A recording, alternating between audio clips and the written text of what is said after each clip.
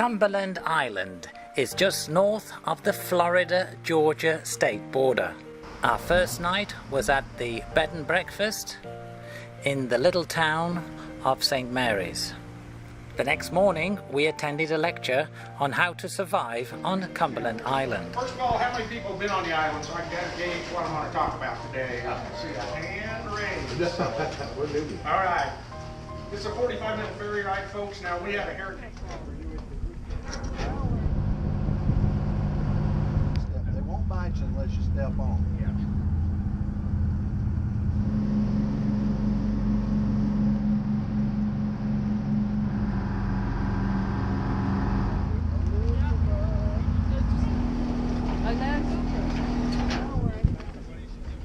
What's it called? Stanford or Sanford? Welcome to Cumberland Island National Seashore. Beautiful. We're about to set off, cycling up this path towards its 3 miles to our campsite.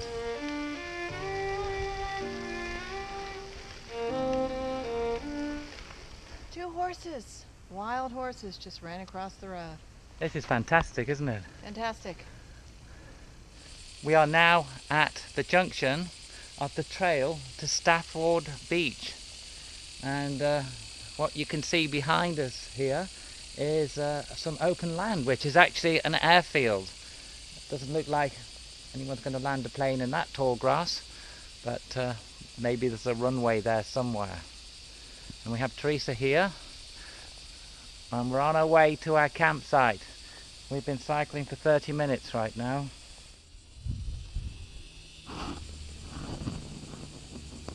We've just arrived at our campground, number 4, Stafford campground. This is fantastic. We've just walked from the campsite and we're exploring and going to the beach, and it's pretty phenomenal because being this island and you can only camp here, there's like nobody here. It's just open sand, beach and dunes for miles. From our beach to the campground, beach being down there, we have to go up this trail here through the dunes.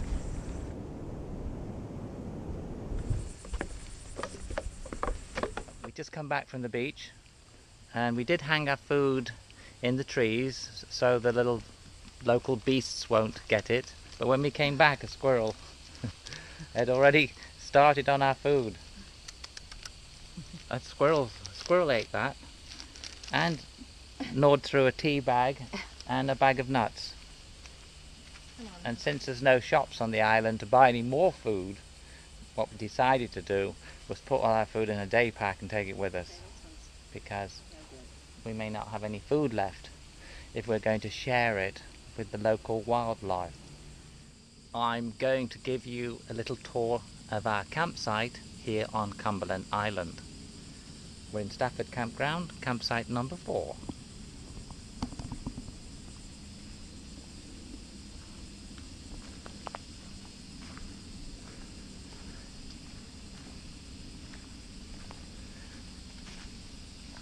We have Teresa relaxing here. In fact, we're just going to make a cup of tea. We've just got over our little squirrel incident where the squirrel's trying to eat our food. So we have our tent pitched over there. We have a little camping stove here. We have Teresa relaxing in a chair. We have our bicycles here. That's what we rode up 3 miles from the where the boat dropped us off. And right here we have our fire pit, which we hope to have a little fire tonight, and we can sit round and sing songs. We're surrounded by these beautiful live oaks.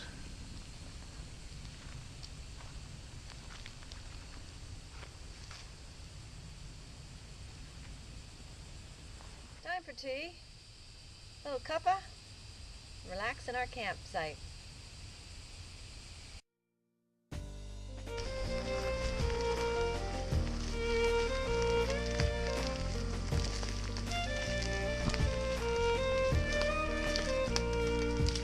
Ah!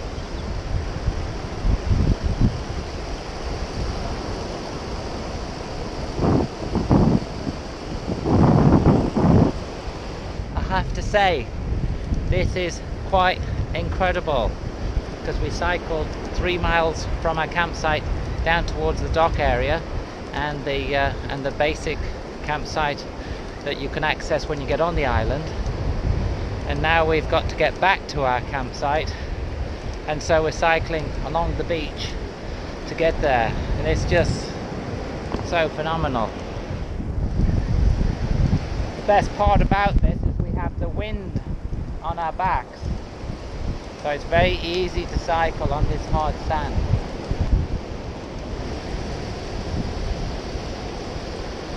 Fantastic.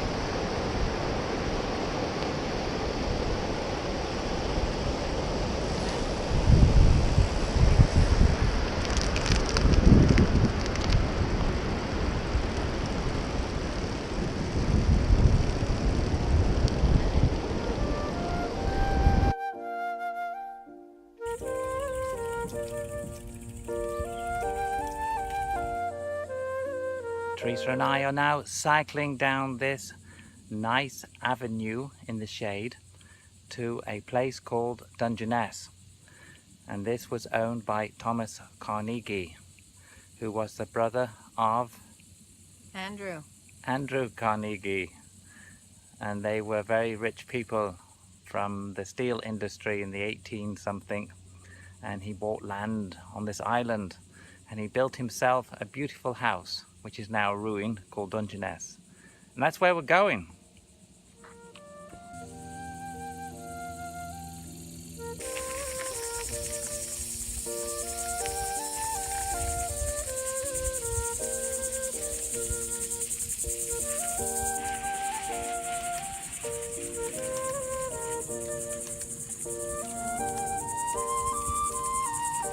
Quite an impressive homestead.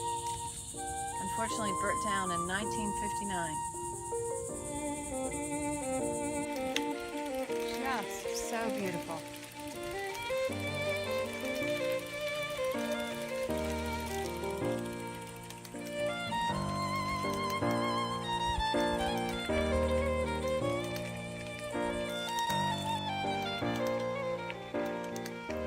The best way to get around Cumberland Island is by bicycle. So we brought our folding bikes with us on the ferry.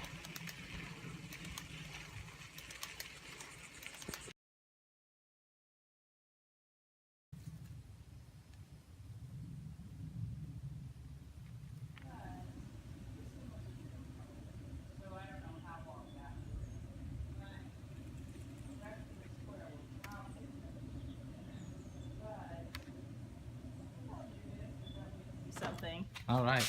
The old soft share. So, so Thomas and Lucy have 9 children. Thomas dies pretty early on at Dungeness. At 46, he dies of pneumonia.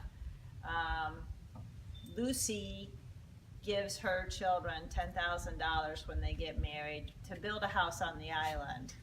George, who is the owner of this, marries Margaret Thaw. Margaret Thaw's father is a railroad magnate, so Margaret has money of her own. So they take the $10,000 and they build this house. And this original house is from the gutter to the gutter.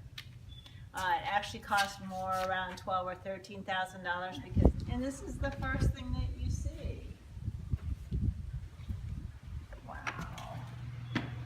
And are you impressed? Very impressed. No cost was spared, I don't think. If you guys want a fan, as I said, it is not air conditioned in here. And downstairs the windows are not opened. Oh, thank you. You are welcome. So Darwin, and they move in 1899. Is this okay? Yeah. The house we're in is called Carnegie Hall, and there's a piano in this house. And Teresa will now play in Carnegie Hall.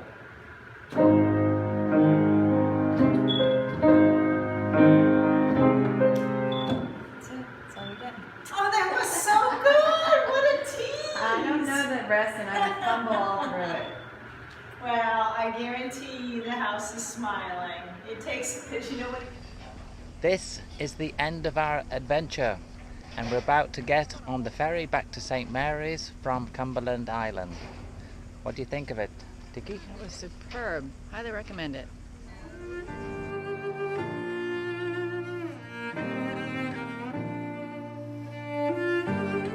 Haven't had any proper snacks for days, so we could buy some snacks. They have a little shop on board the boat.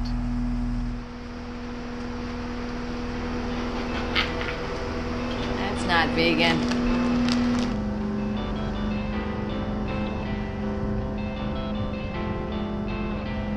It's been a long day without you, my friend, and I'll tell